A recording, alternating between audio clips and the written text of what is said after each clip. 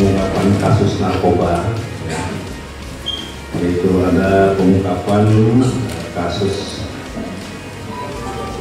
narkoba jenis sabu-sabu sebesar 43,6 kg. Kemudian juga di sini ada pil, beberapa konsentrasi ekstasi sebesar 9.577 butir. Juga ada pil berobat channel ini sebesar 1.861.